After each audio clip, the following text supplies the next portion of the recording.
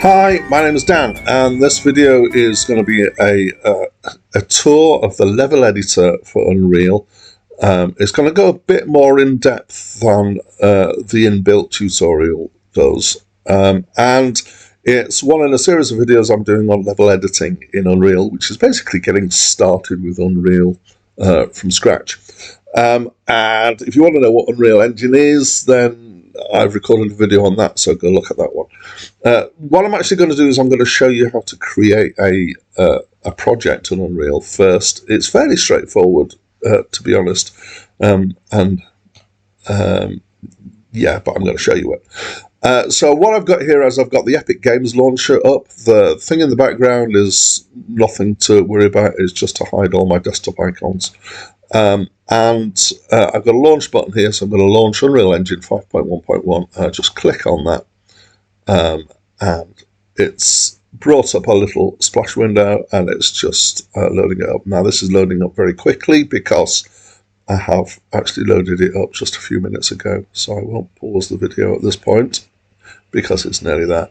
And this brings me up a project browser, which I can then use to either open one of my previous projects, and as you see I've got lots of projects in there, or I can create a new project. In fact, I tend not to use the project browser to open existing projects, because once you've created a project you can just navigate to the folder where the project is and double click the project file, sorry, and you don't have to go through all this malarkey of using the project browser and using the Unreal so the Epic Games launcher before it just launches you straight into the Unreal editor.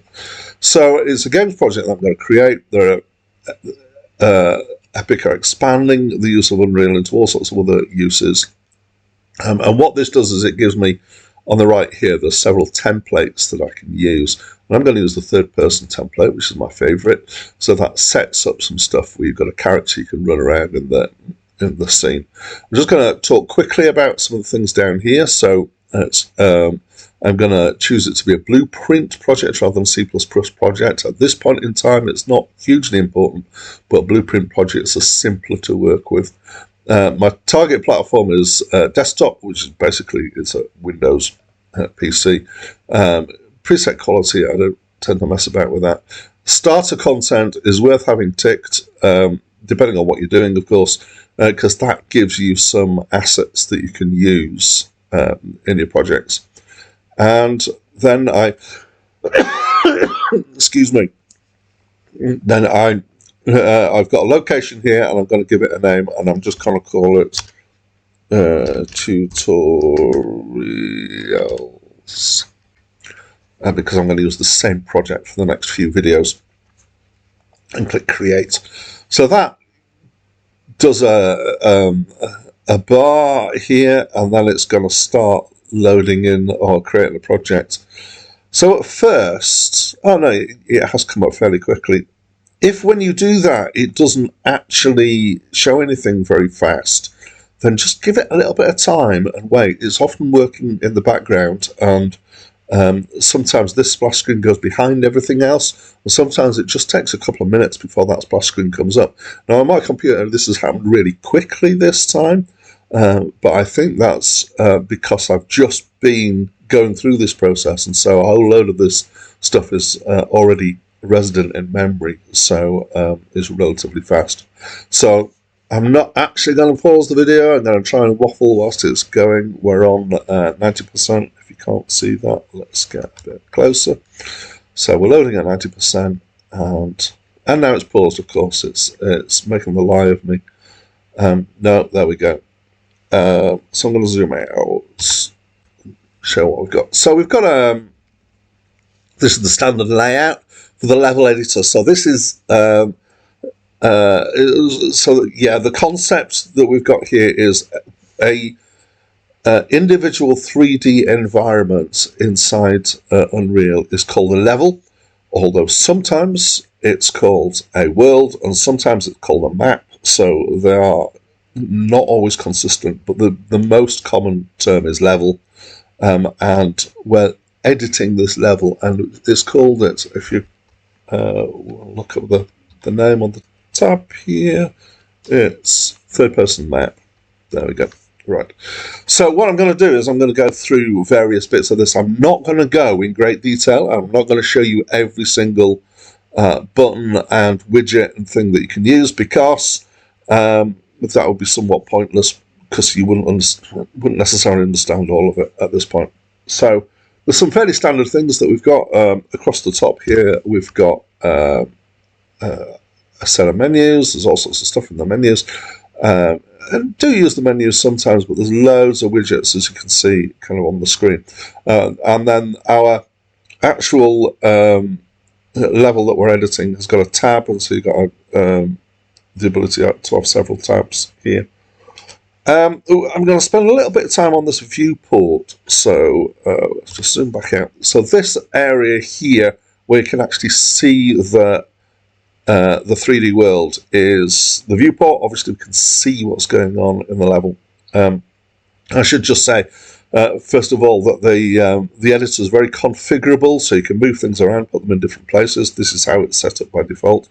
And, of course, the edges of these things are draggable, so that you can change the size of things. And it's basically trying to cram quite a lot on the screen at once.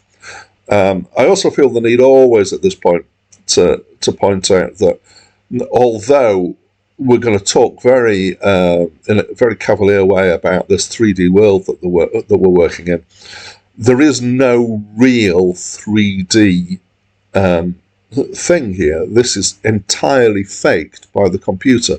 And some of you might say, duh, yes, of course. But I think it's worth emphasizing that this is all done by maths and numbers. And very fast processing, which produces something that looks like a 3D world. At least, conceptually, it might be a bit stylistic at times. Right. Anyway, so this is the viewport. So one of the things that you're going to need to get used to whilst you're using Unreal is navigating your way around in the viewport. So what I'm doing here is, so obviously can't see my hands with the controls, is that when that cursor disappears, that's in the middle, and it starts wobbling around, I'm holding down the right mouse button. This is on a Windows computer. So I'm holding it, and then I'm moving the mouse about. That allows you to kind of rotate around. And then I can use the WASD keys for movement around, like you can do in many games. And so that doesn't work when I let go of the right mouse button. So I'm pressing the keys now and it's not doing anything. You can do it with the left mouse button as well. For some reason I prefer the right mouse button. So there we go, WASD and that. And moving the camera around is one thing you'll find you spend an awful lot of time doing. You can also use Q for down and E for up when you're navigating around in the map. And this is, there are effectively, I'm going to put a little lie in here. There are two modes, there's actually more than that, in which you can see what's going on in the viewport.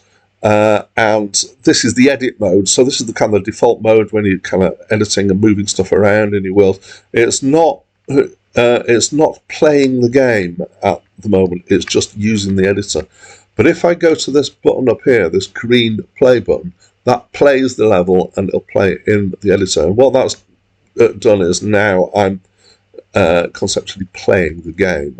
And so my control is, so again, it's WASD and right mouse button to move about. Actually, I don't need to hold the right mouse button. I can just move the mouse about, and space to jump.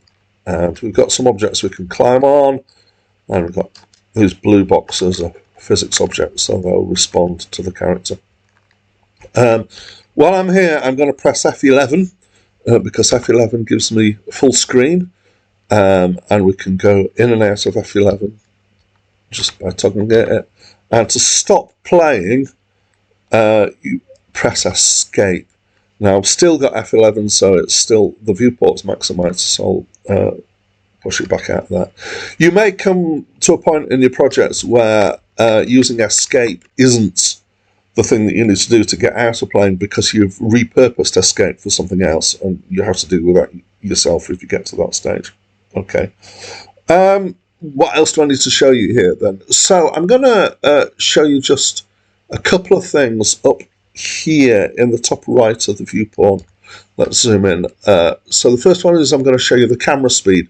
So we're moving around here, we're moving the camera, and that's set at the default camera speed of 4. So if I slow this down to, we've got a range here from 1 to 8. You can actually do different ranges using this scaler at the bottom, but that gets more complicated. So if I turn that down to 1, and then, as you can see, I'm trying to move, and it's very sluggish. But this is good if you're doing detailed work at a small scale. Similarly, if you want to go faster, and you, particularly you might want to be doing this if you've got a larger world, and you can go all the way up to 8, and 8 is kind of super fast. Or I should say, yes, the camera in the editor doesn't get stopped by any of the objects in the world. It doesn't have collision, so when you fly through things, that you just basically fly through, and that's the underside of the world, that this little environment, which is floating free in 3D space. What was the other thing I was going to show you? Yes, this button here, it says, the tooltip says, maximizes or restores. Let's move that across. Restores this viewpoint. Actually, what I'm going to do is zoom out whilst I show you that. I've zoomed in again. Fun. So I'm going to click that button, and what it does is it then goes to 4 different views. I'm just going to see if I can get something showing in these viewports. It doesn't seem to be showing anything, which is interesting, because it should be on wireframe. And this is giving me a back, a right, and a top view, as well as my perspective view. So this is kind of useful if you think about things in architectural terms and want to see things in that sense. Let's try highlight something here. There we go, we can find it. So all I did there was I selected one of the objects and pressed F, and F gives you focus on that particular object. So these views are wireframe at the moment. You can change those, and I'll show you in a minute, changing the different modes of the viewport. And you can select one of these and click that button again and get that to be full screen. Or you click that to get all 4 and then go back to there. Now I tend to just use this one. When I first started using Unreal, I used those 3 other views in order to place things fairly accurately, but now I tend to use other methods, but I won't spend all time talking about those. All right. What am I going to show next? I'm going to show a little bit of the buttons up here. Again, I'm not going to show everything from up there, so let's again zoom in to have a look at that. So the first one is, this is the perspective view, so it's a free roaming camera, and it looks like a 3D world. And those other views that we just had were top, I can't remember, back and left or something like that. And you can switch any viewport, you can switch to another one. That one's now gone instantly to wireframe, but we can put it in lit. I'll talk about that in a minute. Let's go back to perspective. There we go. So that gives you various different viewpoints. The difference, the different kind of thing instead of perspective is what's called orthogonal, which means things don't get smaller as they get further away, which gives you this kind of view like an architectural blueprint.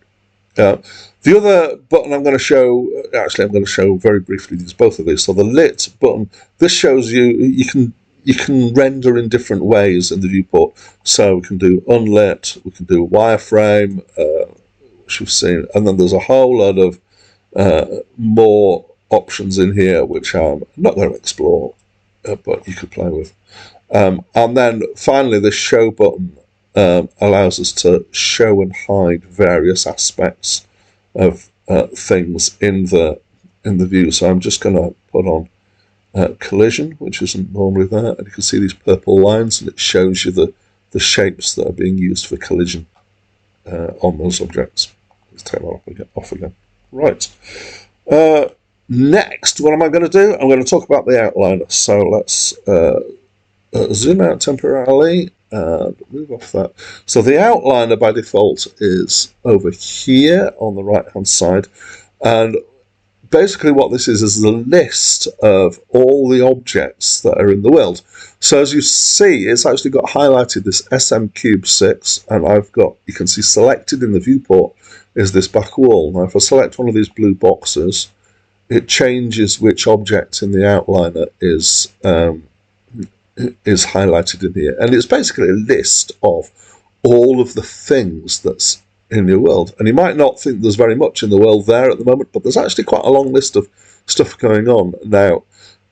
Not everything in this list is something that you can actually see when you play or when you're in the world. So things like a directional light.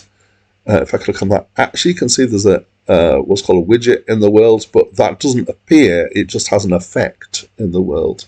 There's things like the sky atmosphere. Again, it's got a position in the world, because everything in the world has to have a position, but it's not something that appears when you're playing, apart from, again, having a visual effect. Player start, that's quite an important one. So that's, when we press play, that's where it spawns the character that the player's controlling. And there's a whole lot of other stuff in here. So just in case that's a bit small for you, I'm going to zoom in again on this side just to show you the outliner. And there's stuff's grouped together here to make it easier to close and open. Other than that grouping together, I haven't yet come across a way of ordering these other than alphabetically. Yes, there is one thing I should show you in there though. So let's highlight an object, which is this little eye icon here, which is, if you click on it, you can make things appear and disappear. And that's quite useful if you want to see through things, or if you want to focus on particular things. You can make objects are effectively still there in the world, but they're just kind of temporarily hidden. Okay. So what's next? So I'm just checking my notes. Details pane or panel. Right, so let's zoom out again. We've got an object selected here, which is that ramp. And actually, let's select one of these. And at the bottom right here, we've got this panel, which says details. And this has got in this case, not a lot, but this gives you detailed information about various parameters of whatever objects you've clicked on. And if you click on a different one, you should see that the values are changing, and some of the actual things that are available have changed. That's not necessarily clear in this instance. If I'll go and click on the light here, so you can see the details pane for the light has changed considerably, and it's got lots of different parameters for that light. So whenever you want to alter details of any object or what's called an actor in the scene, then in the details pane is usually where you want to be. So there is another tab here which is world partition, but I'm not going to talk about that. We're kind of working our way around. Am I going to highlight any particular aspects of this? No, because I'm going to talk about those in tutorials to come, so let's not worry about them right now. So I have just remembered that there is another thing that I haven't said about the viewport, so I'm going to come back to it right now, which is the axes, which are down here.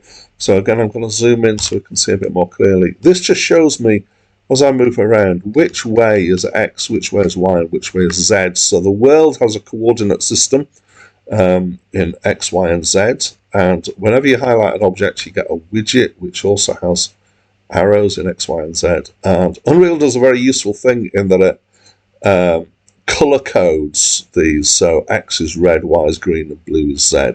And Z is up. So X and Y are the flat horizontal plane, as it were. Different 3D environments use different systems for this.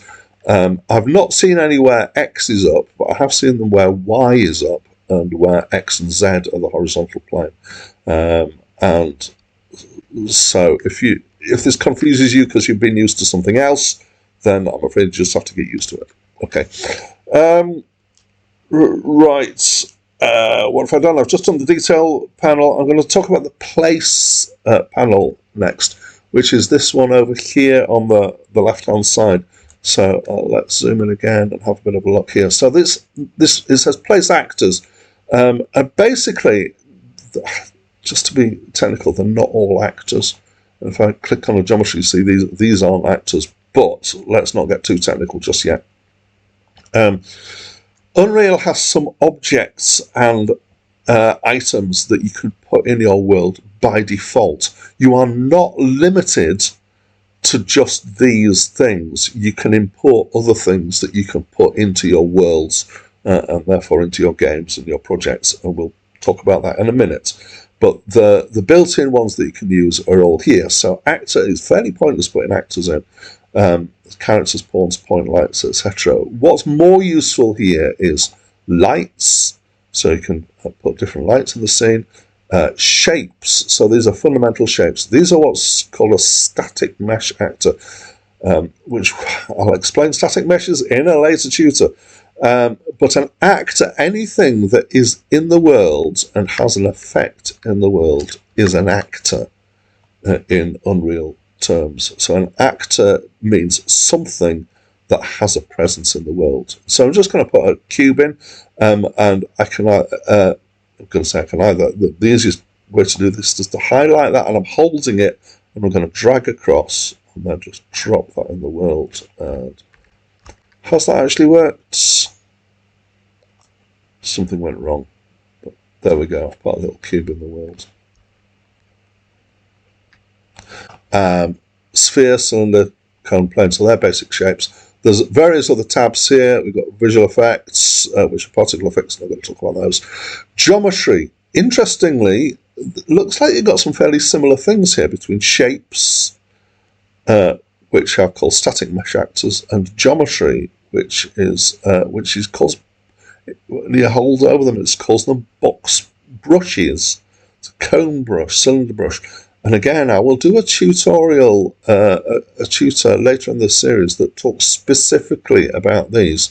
These are a different way of putting shapes in your world, and that actually the way they're stored is very, very different to the way a static mesh is stored.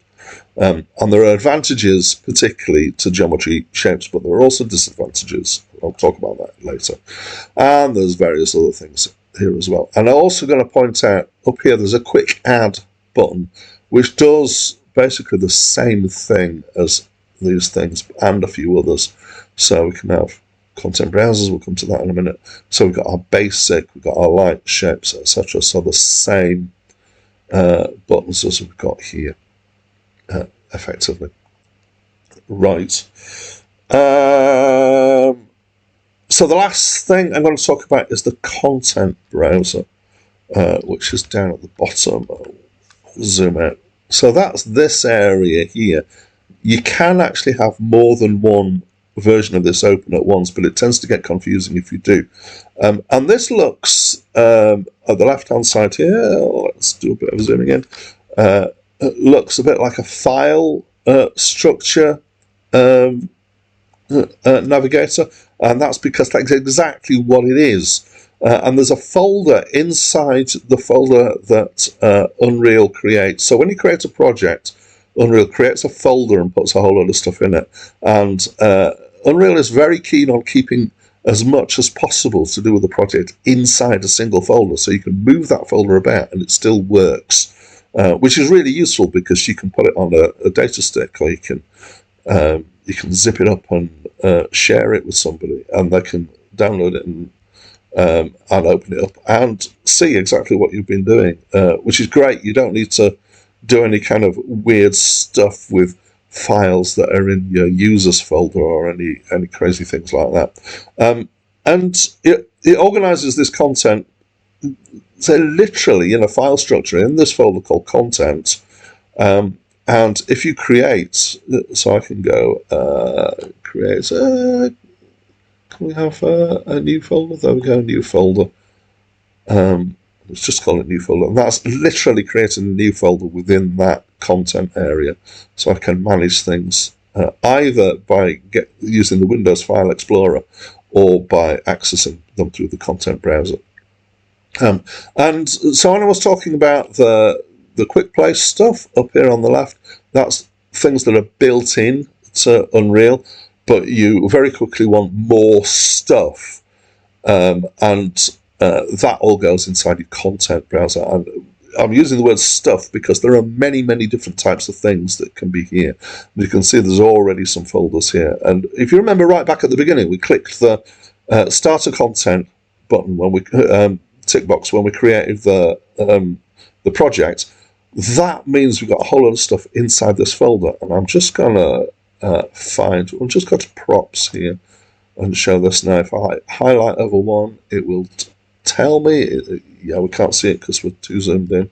It will tell me that this is a static mesh, which is an object that you can place in the world. And let's, again, we can do this by holding it and dragging it in, and that has created a little chair that's in the world. In fact, it isn't yet caught up with showing the colours. There we are. It's just taken a little bit of while to catch up. Sometimes it does that whilst it's trying to show the surface materials for an object. So there's all sorts of stuff in the starter content, and you can import a whole load of stuff into your project. And the content folder is where that appears. Okay, I think that's probably as much as I want to do. So in the rest of the tutors in this series, I'm going to start talking about how to put objects in your world, how to manipulate them, how to get them where you want them. I'm going to talk about what a static mesh is. I'll talk about what these geometry objects are, and several other things. But I've come to an end now, so I will just say that's it from me for now.